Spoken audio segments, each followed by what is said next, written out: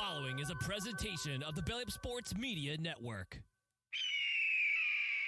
Welcome to the MorganMan Sports Podcast. I'm your host, Stacey Cole Morgan.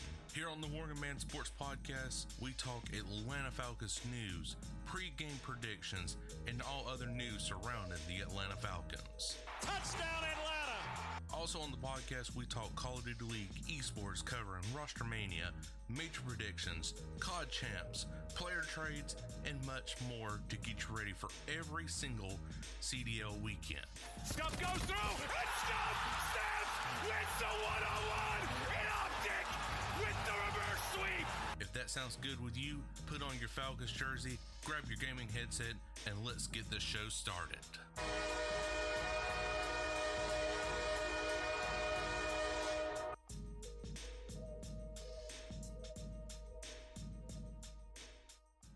What is going on, you guys? I'm your host, Stacey Cole Morgan, and you're listening to the MorganMan Sports Podcast here on Spotify, Apple Podcasts, and on YouTube. Ladies and gentlemen, today we are talking about the Atlanta Falcons visiting the New Orleans Saints this Sunday, November 23rd at 4:25 p.m. Eastern. And guys, let me tell you, this is not how the Falcon season should have been from the get-go. We got an injury report on Michael Penix Jr. It's just absolute chaos right now over at Flower Branch and for the Atlanta Falcons. So without any further delay, let's go to get straight into today's action. All right, guys, so let's go ahead and get this thing done and over right here.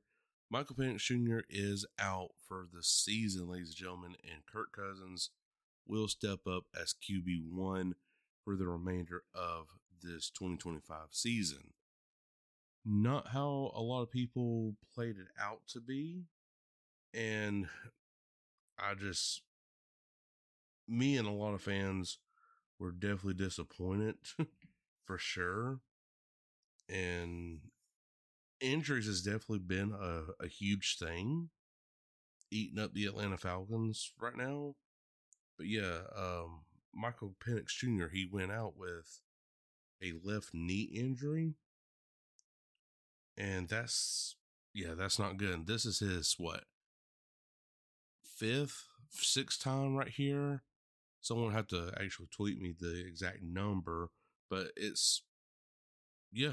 believe it was the sixth time with a season-ended injury out of his 8-year football career, because mostly during college and, of course, once here in the NFL.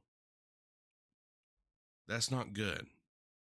That means we will be honestly looking for a new quarterback of the future if he keeps getting injured like this or has one season like this. Now, since this injury has happened as a season injury or season-ending injury, this could go on next year and the year after. And the Falcons would be forced to having to, find the future yet again in the NFL draft. So I'm disappointed in this team, but at the same time, I still try to find some little bit of faith, some little bit of momentum going forward for this team right here, because this is my team at the end of the day. I root for this team. I've put a lot of money, time, and investment into this team, and I ain't going nowhere anytime soon. But at the same time, I would like to see a return on this investment as well, aka a win a season, aka a Super Bowl. That's what me and thousands, and I mean thousands, if not a million fans are wanting to see out of the Atlanta Falcons. And dare I say, we are just a slightly better version of the New York Jets. The only difference between us and the New York Jets is that the New York Jets has a Super Bowl and the Atlanta Falcons don't. But yet we have more talent, more of a charismatic opportunity, season ahead of us, while the Jets, they just get humiliated. But I feel like the Falcons are slowly becoming that way by getting humiliated, getting disrespected. No one believes in this team no more. But yet, somehow we still stay in the mix, but also at the same time staying at the Jets level of just constantly losing. So, like I said, dare I say, we are just a slightly better version of the New York Jets. And that's not good. Things need to happen. Ladies and gentlemen, things need to happen organization-wise, coaching-wise, everything-wise. But it starts by selling this team. Let's keep Arthur Blank all day, all night, everything. If he don't even want to sell the team, that's fine. But he needs to get rid of his buddy, Rich McKay. That is the sole reason why I believe we have not won a Super Bowl yet during the Arthur Blank era back in 02, 03, whenever it was when Arthur Blank bought the Atlanta Falcons. Because of Rich McKay. You had a 6-time Super Bowl winning head coach in Bill Belichick. Now, granted, yes, he's not doing too hot in college right now. But still, you had a 6-time Super Bowl winning head coach looked you dead in the face and said, I can get that team to a Super Bowl and win it. But first, you got to get rid of your buddy over there, Rich McKay. Nope. Would not do it. Wouldn't even do it because of Rich McKay. So there's a problem with Rich McKay somewhere in this organization. Now, he claims that he has stepped away from all football organization or relationship with the Atlanta Falcons and has shifted his focus to the Atlanta United team, which we all know how that's going. They've sucked ever since winning the MLS World Cup back in 2018, which that was their second season from the inaugural.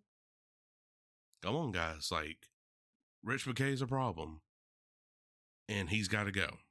Arthur Blank, he's a great owner. He really is. But in order for Arthur Blank to see his team win a Super Bowl, he's got to sell it to somebody else because Rich McKay is, of course, a package with Arthur Blank.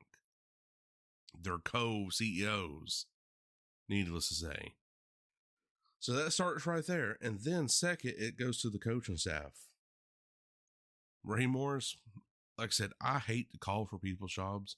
I really do, especially in today's time and era where, jobs are scarce, AI's taking over, blah, blah, blah.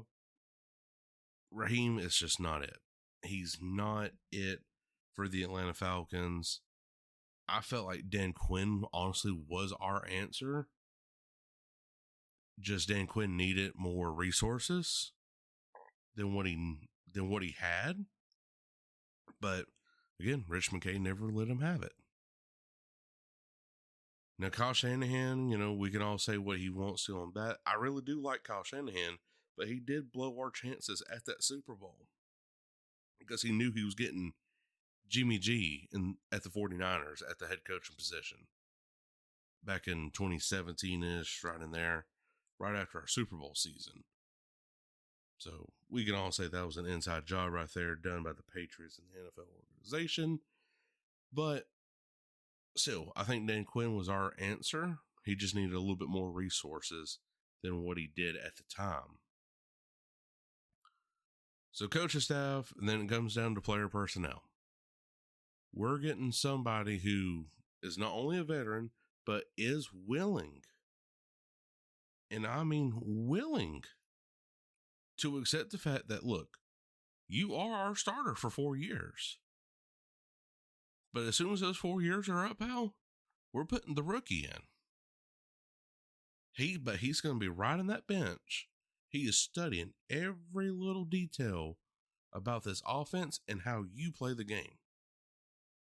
That's how last year should have worked with Kirk Cousins and Michael Penix Jr. But Kirk Cousins, he gets upset. He wants to trade. Falcons won't do it. And I feel like Kirk Cousins is just purposely now hurting the Atlanta Falcons by not completing passes. You know, Kyle Pitts, it looks like he's wanting out because he's just purposely dropping wide open passes. So, like, I know there was like one play where it was a kind of like a screen pass, sorta, or a flank. I'm not sure, but it was it was an inside vertical, and it was wide open to Kyle Pitts. Just purposely drops it. I mean, he acted like he put his arm out there, but then it just boom, like he just like threw it to the ground. I'm like, Kyle Pitts wants out. He does. He don't care about this team. Ever since the Arthur Smith era, he has cared less about this team.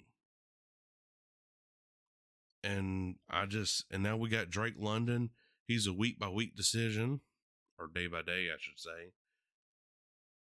But chances are he's going to miss his New Orleans game this Sunday. Of course, Michael Penix is out. Caleb McGarry, he's out. Still out, actually. D. Alford is out. You know, he's questionable for week 12 at New Orleans. Matthew Bergeron, questionable for week 12. Leonard Floyd, defensive end, questionable. Mike Hughes, questionable. Here we are. Drake London, knee doubtful for week 12 at New Orleans. Yeah, Caleb McGarry is injured reserve. Yeah, Michael Penix Jr., knee injured reserve. Expected to return week 16. Week 16, but no. And this is on the CBS Sports app. He's out for the season. Clark Phillips III, cornerback, triceps, injured reserve, is supposed to be back this week. So that is some good news. But still, this season is gone, ladies and gentlemen. I really hate to say it, but this season is gone. But let's just say, could we turn things around now? Raheem keeps his job. Falcons go 10-7. Make a wild card playoff with an early exit. Raheem keeps his job. Could that be a scenario for the Falcons? It has happened before. Not particularly for the Falcons, but for other teams. Like a Green Bay Packers, like a Pittsburgh Steelers, like the New England Patriots, for Pete's sakes. I'm pretty sure someone will have to correct me if I'm wrong here, but I'm about positive like the early 2000s Patriots had went 3-7 and then just all of a sudden just came back and won, 6 straight games to make it 9-7 or 8-7, whatever, to have that positive win record in a wild card playoff game. That it has happened before, but for the Falcons, it's up in the air. It'll be up to Raheem Morris and this coaching staff to dictate the next couple games for this Atlanta Falcons team. So let's go ahead and get into the game itself right here, ladies and gentlemen. I know I've said I was going to make this short, sweet, and simple, but I went on an absolute rant like every other Falcons fan has done before. So Atlanta is not favored to win this game on the road, even though we do have at least one more win over the New Orleans Saints. But since our injuries, our struggles with the coaching staff, Vegas is not picking us. They're picking the New Orleans Saints, who are in the top 3 for the NFL draft this upcoming season, to win over the Atlanta Falcons. At a -1.5, Vegas is telling you to take New Orleans at that -1.5 with a 56% public bet. Moneyline is in favor of Atlanta at a +108 with a 93% public bet.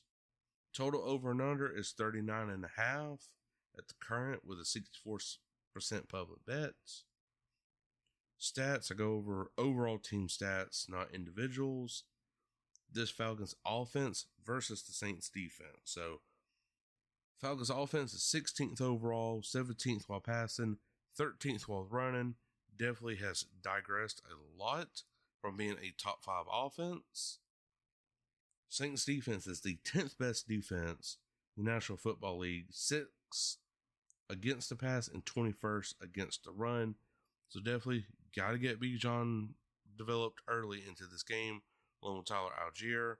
You can start opening those lanes for the passing game with Kyle Pitts and all our other receivers. The Falcons defense versus the Saints offense. Falcons defense has definitely digressed again in this one. Now, we're still middle tier. Jeff Ulbrich is holding his own, but for how long it's going to be questionable because we're still missing open field tackles, letting players get 20 plus yard gains, and it's just we can't let that be happening. There's too much open man space.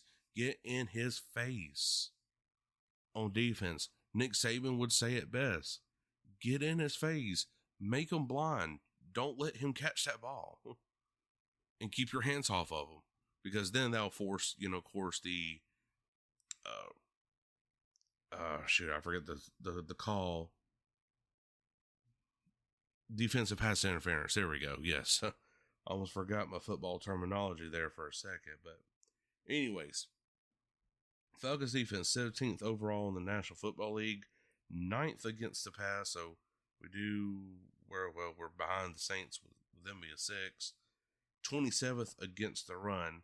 So this Saints offense, which is 26th overall in the National Football League, 20th while passing and 28th while running the ball. So this Jeff Ulbrich-led defense could potentially get a lot of stops on the New Orleans Saints. But knowing the Saints, knowing this is hate week, rivalry week, the Saints are just going to just come out with their absolute best. And I hope the Falcons do too. So let's just keep it like that. So, of course, we always do pick the Atlanta Falcons win right here, ladies and gentlemen. But I just don't see this honestly being a high-scoring game like Vegas is telling you it's going to be. Over that 39.5. Me personally, so both teams would have to score at least 19.75. I will say the Falcons win this one a mere 19-18. I just see it happening. I see the Falcons barely just scraping by on this one, 19-18, possibly even, you know what? Forget the 19-18. Let's do 21-18. That's the Falcons' final score is 21-18. They win in New Orleans, improve their overall record to what I believe 4-7 now. We'll be right there with the Miami Dolphins, with them miraculously winning now. And yeah, again, this is not a season I expected for the Atlanta Falcons, and so many other fans did not expect this to happen. They thought, okay, Raheem Morris, he is somewhat seasoned vet. He's been understanding his mistakes. We got very talented players on our team. We got a top 10 defense. This is our year. Well, we're sitting at 3-7 right now, ladies and gentlemen. The time of this podcast recording, and by the time you're hearing this podcast on Friday at 6 a.m. Eastern on MorganMan Sports or Belly Up Sports. And so we'll just have to wait and see. Let's rise up this Sunday, ladies and gentlemen. Hopefully, fingers crossed, get your Falcons to winning. And let's just do it one game at a time. But if not, just the season is already scrapped, and we just move on to the next one, hopefully with a new coach that actually will be able to pick some players and actually coach this team right. So we'll have to wait and see.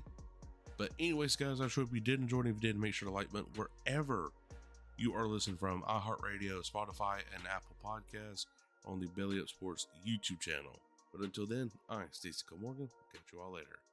Peace. Thank you for listening to this Belly Up Sports Podcast Network product. Some said we go belly up, so we made it our name, and we're still here.